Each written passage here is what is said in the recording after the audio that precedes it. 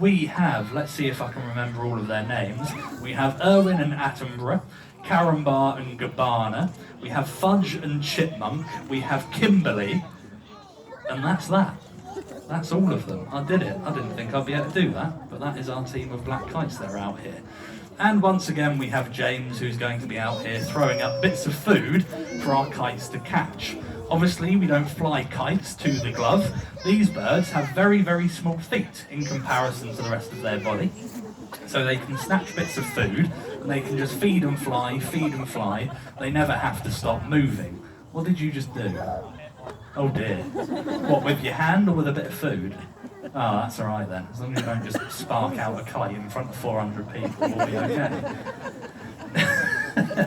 Now, black kites you can find all across the globe. You can find them in parts of mainland Europe, but you also find them living in Australia. And if you go to Australia, they don't refer to these birds as black kites. They actually call them something very, very cool. They refer to them as firehawks. Now, the reason why they call them the firehawk is because they've been known to pick up burning sticks, drop them into dry long grasses and bushes to deliberately and intentionally spread fires further. The reason why they do this is the kites have worked out the more fire there is, the more insects and reptiles and small rodents will flee away from the flames, which means more food for them to catch.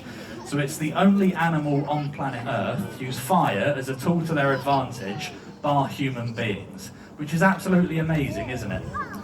Isn't it? Yes, it is very, very cool. So essentially what we're watching is James and 8 pyromaniacs with wings out there this afternoon.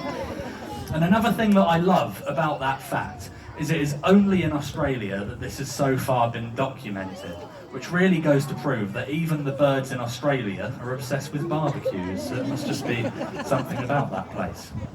Now, our team of kites are flying very well, but I think old James can get them to fly even better. What do you say, Jimbo? Are you up for the challenge? Oh dear, yeah, I'm a bit worried too, because James, everybody, is going to produce an iconic bit of equipment called the Hawke Conservancy Trust Catapult. So, a bit of a word of warning, quickly. James is going to be firing up raw bits of chicken high up into the sky. He's not perfect, he does miss, so please look up in amazement, but keep your gob shut, alright? Because it has gone terribly wrong in the past. Hasn't it, James? You don't want to talk about it, no. So I'm going to tell you all a little story, because I do want to talk about it, and it's quite funny. So last summer we had about 400 people in the stands, busy day, much like we have now. And James fired up a bit of food really high up into the sky, and all of his team of kites completely ignored that bit of food, and essentially he's got his angle completely wrong. I look up and this bit of raw chicken goes sailing behind me and lands in the audience, and I just hear an almighty scream. I turn around and this bit of chicken had landed on this young lady's lap.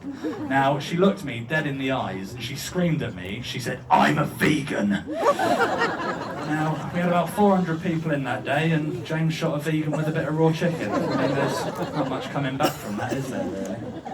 And we're not going to talk about all of the other victims that he's added to his tally, because it really does go on. Now, with the kites, why I love watching them do this is you can really see the acrobatics. They stand on their tails, they climb up, and the competition really does start to ramp up for these bits of food. So they're bigger bits up for grabs, and you start to see the rivalry between the siblings start to ham up as well. It's much like if you're at a buffet with your family, you've just got to pile in and see what you can get. So up there you've got aunties, uncles, brothers, sisters and cousins, all after the same bit of food. Now, they don't work together, it's not a pack hunting animal, they're just gregarious. So where you find one scavenger, you always find another, they're all in it for themselves. Now, our kites are doing really well, but we want to do a big grand finale to really wrap up this demonstration. And what we're going to do is, we're not going to fire up one bit of food, we're not going to fire up 2 bits of food, but we are going to fire up 3 bits of food at the same time. That's that's clearly not got the reception I wanted. We'll try that again. James isn't going to fire up 1 bit of food. Oh, he's not going to fire up 2 bits of food, but 3 bits of food at the same time. Being so amazed at what you've just seen, you will erupt into a genuine, spontaneous round of applause. Hearing that round of applause, our team of kites will know it's their time to go home. But we have to earn it. So if it goes well, you all need to clap. If it falls flat and James shoots one of you, please just clap anyway, because we need our kites to go home. Are we all in this? We're all up for it, yes? Right, James, 3 bits of food, 1 time only. Call in your team of kites, let's see what we can do. His testosterone-fueled voice is so impressive, isn't it? Come on, James, call them in. Well, you've got 4. Let's see if we can draw them. There's 5. 6 is somewhere over the A303. There they are, they're over the back of the mound now. Don't peek too early, James, you can do this. Here we go, bide your time. Oh, he's gone for it, 3 bits of food, 1, 2. Have you shot someone? Clap!